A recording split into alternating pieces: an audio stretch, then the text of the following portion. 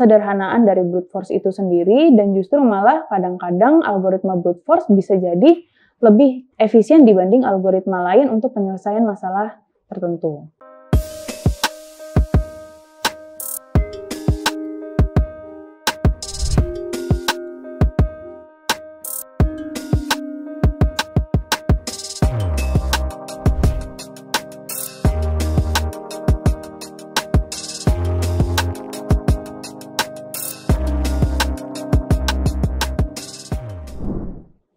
Assalamualaikum warahmatullahi wabarakatuh. Selamat datang di channel kuliah Teknokrat dalam mata kuliah Analisis dan Strategi Algoritma dengan saya Ajeng Safitri Puspaningrum MKom. Mata kuliah ini akan memberikan pemahaman kepada kalian tentang bagaimana menyelesaikan masalah dengan teknik yang efektif dan efisien berdasarkan karakteristik dari masalah yang akan diselesaikan. Di pertemuan kali ini, kita akan membahas tentang brute force. Jadi kita akan membahas apa itu definisi brute force, kemudian bagaimana karakteristik suatu algoritma dikatakan termasuk algoritma brute force, serta bagaimana brute force bisa menyelesaikan suatu masalah. Untuk definisinya sendiri, brute force merupakan sebuah pendekatan yang lempang atau straightforward untuk menyelesaikan atau memecahkan suatu masalah yang biasanya didasarkan pada pernyataan masalah itu sendiri atau problem statement-nya dan definisi konsep yang akan dilibatkan. Nah, algoritma brute force ini memecahkan masalah dengan sangat sederhana, langsung, dan dengan cara yang sangat jelas atau bisa dikatakan obvious way. Nah, sebagai contoh, ada perhitungan untuk menghitung pangkat dari suatu bilangan. Nah, kalau kalian perhatikan pangkat suatu bilangan, misalnya A dipangkatkan dengan N, di mana A harus lebih dari 0 dan N sendiri merupakan bilangan positif, jadi N-nya bukan bilangan negatif. Nah, secara perhitungan atau secara pernyataan matematika, A dipangkatkan N merupakan perkalian dari beberapa A. Artinya, kalau kita punya A dipangkatkan 4, berarti A-nya akan kita kalikan sebanyak 4 kali. Jadi sama dengan A dikali A, dikali A, dan dikali A. Nah, gimana dengan algoritmanya? Ya seperti itu juga. Jadi kita akan mengalikan satu persatu sejumlah banyak bilangan pangkatnya. Nah, untuk kompleksitasnya sendiri, kalau kalian masih ingat di pertemuan sebelumnya, kita telah membahas untuk kompleksitasnya. Nah, untuk perhitungan perpangkatan sendiri, kompleksitasnya adalah O atau big O-nya adalah N. Untuk kode semuanya dapat kalian lihat pada gambar berikut. Jadi silakan diperhatikan dan dilihat bagaimana kode semu tersebut bisa menyelesaikan permasalahan perpangkatan bilangan. Di contoh berikutnya, kita akan menghitung faktorial. Mungkin kalian masih ingat waktu SMA belajar tentang faktorial. Jadi kalau misalnya ada bilangan n faktorial, berarti kita akan mengalihkan bilangan dari n-nya tersebut dan menurun satu persatu hingga ke angka 1. Nah, sebagai contoh, kalau kita punya 4 faktorial, berarti kita akan mengalihkan 4 kali 3, kali 2, dan kali 1. Nah, itu yang dimaksud dengan 4 faktorial. Nah, bagaimana algoritmanya sendiri? Nah, algoritmanya sendiri seperti tadi, jadi kita akan menghitung atau mengalihkan sejumlah bilangan n tersebut mulai dari n-nya dan menurun sampai angka ke 1. Nah, sedangkan untuk kompleksitasnya sendiri itu tergantung dengan jumlah n-nya. Jadi semakin banyak jumlah n-nya, maka kasus terburuknya akan mengikuti dari n-nya tersebut. Untuk contoh dari kode semuanya dapat kalian lihat di gambar berikut. Jadi silakan dipahami bagaimana algoritma dari faktorial bisa diselesaikan. Nah, contoh berikutnya adalah bagaimana kita bisa menghitung dari perkalian matriks. Jadi misalnya kita punya dua matriks, matriks A dan matriks B, kemudian ingin kita kalikan. Nah, bagaimana brute force bisa menyelesaikan perkalian tersebut? Yaitu seperti perhitungan pada matematika, yaitu untuk mencari matriks C yang merupakan perkalian dari matriks A dan matriks B, berarti kita akan mengalihkan atau menghitung perkalian dari elemen-elemen pada baris pertama dari matriks A dikalikan dengan kolom pertama dari matriks B. Pun begitu demikian dengan baris kedua dikalikan dengan kolom pertama dari matriks B dan seterusnya hingga semua baris dan kolomnya sudah dikalikan. Nah, untuk contohnya bisa kalian lihat di kode semu yang ada di gambar berikut. Nah, bagaimana dengan algoritma lain yang bisa menyelesaikan permasalahan matriks? Apakah ada yang lebih baik dengan brute force? Nah, itu bisa kalian lihat sendiri atau kalian baca-baca materi yang lainnya. Kemudian bagaimana dengan karakteristik dari algoritma brute force? Nah, algoritma brute force ini umumnya tidak cerdas, artinya tidak pintar dan juga tidak efisien. Kenapa? Karena algoritma brute force itu biasanya membutuhkan jumlah langkah penyelesaian yang sangat besar dan panjang untuk dapat menyelesaikan suatu masalah. Dan juga kadang-kadang algoritma ini atau algoritma brute force itu juga seringkali dikatakan sebagai algoritma yang naif. Nah, kenapa naif? Karena dia hanya menyelesaikan permasalahan sesuai dengan apa yang diminta dari permasalahan itu tersebut. Sedangkan kata force dari kata brute force itu sendiri memang menunjukkan atau mengindikasikan kekuatan. Jadi dia tidak akan menggunakan otak atau kepintaran, melainkan bagaimana caranya kekuatan itu bisa menyelesaikan suatu masalah. Algoritma brute force juga sering digunakan sebagai basis perbandingkan dengan algoritma yang lain. Artinya, ketika kita membuat suatu algoritma baru, itu akan dibandingkan dengan penyelesaian dari algoritma brute force.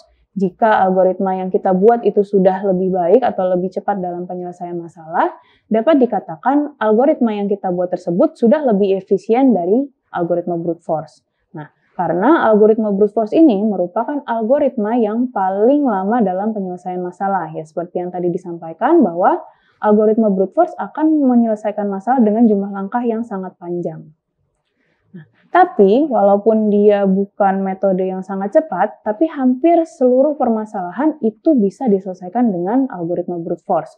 Bahkan, kita akan kesulitan untuk menunjukkan masalah apa atau persoalan seperti apa yang tidak dapat diselesaikan dengan metode brute force. Jadi, faktanya justru malah ada beberapa permasalahan atau masalah yang harus kita pecahkan hanya dengan brute force. Jadi, tidak ada metode lain selain brute force itu sendiri. Nah, jadi walaupun brute force itu bukan merupakan teknik pemecahan masalah yang efisien, namun dapat dipastikan bahwa teknik brute force ini dapat diterapkan ke sebagian besar masalah atau justru malah kita akan kesulitan mencari permasalahan yang tidak dapat diselesaikan dengan brute force. Nah, justru tadi seperti disampaikan bahwa memang ada beberapa masalah yang justru hanya bisa diselesaikan untuk masalah brute force. Misalnya saja untuk mencari jumlah bilangan dari n buah bilangan, kemudian kita bisa harus mencari elemen terbesar di dalam tabel dan sebagainya. Nah, selain itu, algoritma brute force juga seringkali lebih mudah diimplementasikan dibanding dengan algoritma lain yang lebih canggih.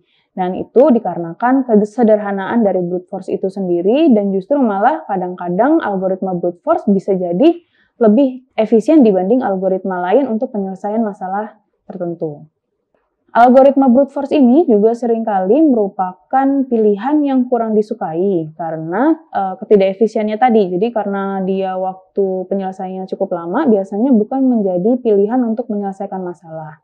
Tetapi dengan mencari pola-pola yang mendasar, kemudian keteraturan, atau mungkin ada trik-trik khusus, biasanya hal tersebut dapat membantu kita menemukan algoritma yang justru lebih cerdas atau lebih mampus. Artinya, algoritma brute force ini kita bisa mencari permasalahan-permasalahan atau trik-trik khusus yang bisa kita implementasikan untuk algoritma yang akan kita buat nanti atau untuk penyelesaian yang lain. Nah, untuk masalah persoalan yang lebih kecil ukurannya, artinya datanya lebih kecil, mungkin jumlah langkah yang dibutuhkan sedikit, kesederhanaan brute force itu biasanya justru lebih diperhitungkan daripada ketidakefisiennya tadi. Jadi, karena sudah sederhana, biasanya dia lebih diimplementasikan untuk masalah-masalah dengan jumlah data yang kecil. Namun, algoritma brute force juga sering digunakan sebagai pembanding dari algoritma-algoritma lain yang mungkin lebih efisien. Contoh lain dari implementasi algoritma brute force itu adalah kita ingin mencari suatu elemen terbesar atau mungkin elemen terkecil dari suatu deret bilangan atau deret data. Nah, misalkan diberikan sebuah himpunan yang beranggotakan n buah bilangan bulat, kemudian bilangan-bilangan tersebut dinyatakan sebagai A1, A2, A3, dan seterusnya sampai A ke N. Nah, gimana caranya kita bisa mencari elemen terbesar dari himpunan tersebut? Nah, brute force bisa diimplementasikan pada persoalan ini, sedangkan untuk kompleksitasnya sendiri itu akan tergantung dari jumlah datanya atau N-nya. Maka kasus terburuknya atau kompleksitas dari Big O-nya sendiri itu adalah Big O sama dengan N. Nah, untuk kode semu dari penyelesaian pencarian data terbesar atau data terkecil itu bisa kalian lihat pada gambar berikut. Kemudian bagaimana dengan masalah penyortiran atau sorting problem? Nah, apakah kalian tahu apakah metode yang paling straightforward atau to the point dalam penyelesaian masalah pengurutan? Nah, jawabannya adalah bubble sort dan selection sort. Mungkin kalian sebelumnya sudah pernah dengar masalah tentang bubble sort atau pengurutan menggunakan bubble dan juga selection sort. Nah, kedua algoritma inilah yang merupakan mengimplementasikan brute force dengan cara yang paling jelas. Sebagai contoh, gimana metode brute force atau algoritma brute force ini bisa menyelesaikan masalah penyortiran atau pengurutan. Misalnya kita diberikan sekumpulan data sebanyak 30 buah data, yaitu adalah 8, 4, 67, 20, 40, 0, dan seterusnya sampai 30 buah. Kemudian diminta untuk mengurutkan secara ascending atau dari kecil terbesar. Nah, bagaimana pendekatan brute force itu bisa melakukannya?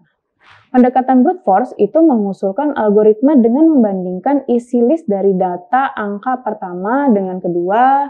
Kalau ada yang lebih kecil, maka akan diletakkan di susunan yang terdepan. Jadi misalnya 8 dibandingkan dengan 4, ternyata 4 lebih besar, maka 4 akan dipindah posisinya ke depan. Nah, kemudian dia akan terus membandingkan data tersebut ke sebelahnya. Jadi data kedua dibandingkan dengan data ketiga, kemudian data ketiga dibandingkan data keempat, dan seterusnya sampai posisi angka yang terbesar itu ada di posisi paling kanan. Jadi itu yang disebut dengan bubble up atau bubbling up. Nah, itu kita akan mencari membuat angka yang terbesar itu berada di paling belakang. Nah, jadi dapat dikatakan ini persoalan tadi itu adalah contoh pendekatan atau penyelesaian masalah pengurutan menggunakan bubble sort. Jadi, bubble sort akan membandingkan elemen yang berdekatan dari daftar dan ditukar jika mereka tidak sesuai. Artinya, jika urutannya tidak benar, maka akan dilakukan pertukaran. Jika tidak, maka tidak akan dilakukan pertukaran dan akan melanjutkan pembandingan ke angka sebelahnya. Nah, bagaimana dengan selection sort? Nah, kalau selection sort, ini dia akan memilih dulu atau memindai manakah elemen yang terkecil dari sekumpulan data tersebut yang sudah disediakan. Jadi dia akan lihat dulu mana yang paling kecil, nanti yang paling kecil itu akan dipindahkan ke posisi paling depan. Jadi untuk perbandingannya sama seperti bubble sort, jadi kita akan membandingkan data pertama dengan data kedua, kemudian dia akan disimpan manakah yang lebih kecil, terus kemudian membandingkan sampai keseluruhan data dibandingkan. Setelah ditemukan mana yang lebih kecil, itu yang akan ditukar ke posisi paling depan. Nah, itu bedanya dengan bubble sort itu seperti itu. Bagaimana dengan permasalahan pencarian data? Nah, adakah metode brute force yang diimplementasikan untuk masalah pencarian? Nah, jawabannya adalah sequential search. Bagaimana cara brute force menyelesaikan? Nah, jika misalnya kalian diberikan sekumpulan data nama mahasiswa sebanyak 1000 buah dengan nama Udin, Marni, Kirana, dan seterusnya, kemudian kalian diminta untuk mencari nama Budi. Nah, gimana sih sequential search tadi menyelesaikannya? Nah, sequential search akan mengusulkan pencarian kata Budi dengan membandingkan isi dari list nama tersebut mulai dari data pertama, data kedua, data ketiga, dan seterusnya sampai Budi ditemukan. Artinya, jika urutannya adalah Udin, Marni, Kirana, dan Budi, maka pertama dia akan membandingkan antara Budi dengan Udin. Jika Budi dengan Udin sudah tidak sesuai, maka dia akan bergeser ke nama Marni. Kemudian jika tidak sesuai, maka akan bergeser lagi ke Kirana. Masih jika tidak sesuai, maka akan bergeser ke data sebelahnya. Nah, jika data sebelahnya ini merupakan nama Budi, maka dikatakan bahwa Budi sudah ditemukan. Selanjutnya, bagaimana dengan permasalahan pencocokan string atau pencocokan karakter? Nah, ini harus kalian ingat dalam proses string matching itu ada dua istilah yang digunakan, yaitu ada text dan juga pattern. Teks sendiri itu merupakan panjang dari string atau panjang dari karakter yang ingin kita cari, yang untuk tempat carinya. Sedangkan pattern itu adalah pola kata atau pola susunan huruf yang akan kita cari di dalam teks.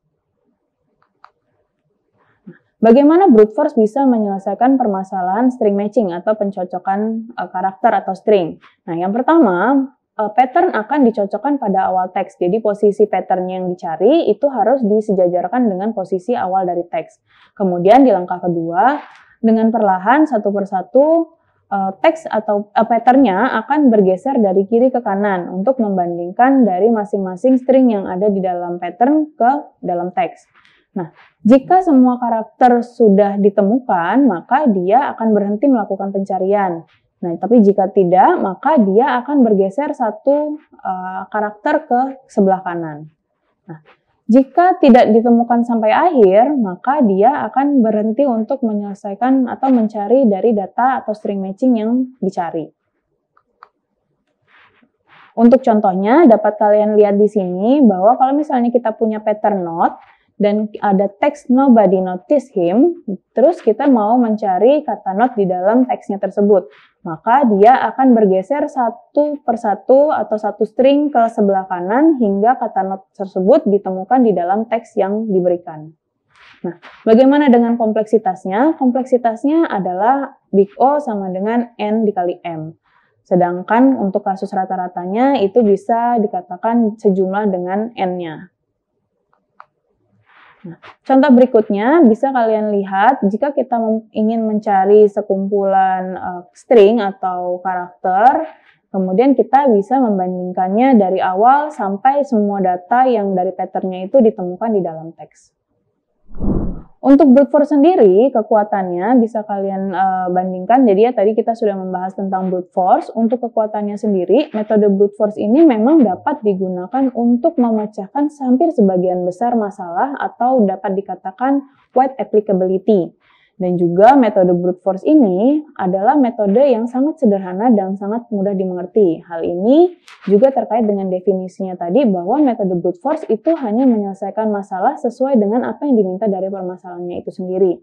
Selanjutnya, metode brute force itu juga menghasilkan algoritma yang layak untuk beberapa masalah penting seperti pencarian, pengurutan, pencocokan string, dan juga perkalian matriks. Kenapa demikian? Karena kita dapat mencari algoritma yang lebih baik dengan membandingkan hasil dari metode brute force-nya. Jadi jika waktunya atau jumlah langkahnya lebih baik dibandingkan metode brute force, maka dapat dikatakan kita telah menemukan algoritma yang lebih efisien dibandingkan dengan algoritma brute force untuk penyelesaian masalah tersebut. Kemudian, metode brute force ini juga akan menghasilkan algoritma yang standar untuk tugas-tugas komputasi seperti penjumlahan, perkalian sejumlah n, bilangan, kemudian juga dapat menentukan elemen minimum atau maksimum di dalam list atau dalam tabel. Untuk kelemahannya sendiri, metode brute force ini memang seperti yang disampaikan sebelumnya, metode brute force pasti jarang menghasilkan algoritma yang efisien karena yang langkahnya tadi sangat panjang dan juga penyelesaiannya sesuai dengan pernyataan dari masalah tersebut, maka biasanya brute force ini akan menghasilkan waktu penyelesaian masalah yang sangat lama. Dan juga karena terlalu lama tersebut, biasanya algoritma brute force ini jarang diterima atau digunakan untuk penyelesaian masalah. Dan juga algoritma brute force ini memang tidak sekreatif dengan teknik-teknik pemecahan masalah yang lainnya yang mungkin lebih cepat dalam penyelesaian masalah dan juga mungkin menggunakan teknik yang lebih baik. Ken Thompson sendiri yang merupakan salah seorang penemu Unix itu mengatakan bahwa jika kamu merasa ragu, gunakanlah brute force. Kenapa demikian? Jika kalian tidak bisa menyelesaikan masalah dengan baik, lebih baik diselesaikan dengan brute force karena pasti akan lebih selesai dibandingkan dengan kita mencari algoritma lain yang mungkin justru akan lebih lama dalam proses pencarian algoritma tersebut. Baik, itulah terkait dengan brute force. Nah, di pertemuan berikutnya kita akan membahas tentang exhaustive search yang merupakan salah satu implementasi dari algoritma brute force untuk pencarian. Nah, sampai sini dulu pertemuan kita. Jangan lupa kerjakan aktivitas-aktivitas yang ada di pertemuan kali ini di Spada. Selamat belajar. Wassalamualaikum warahmatullahi wabarakatuh.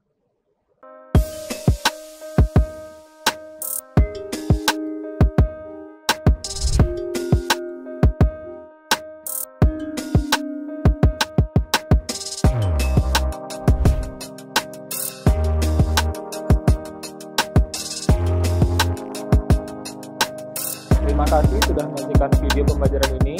Jangan lupa like, komen, dan subscribe, serta nyalakan tanda loncengnya agar kalian tidak ketinggalan informasi update lainnya.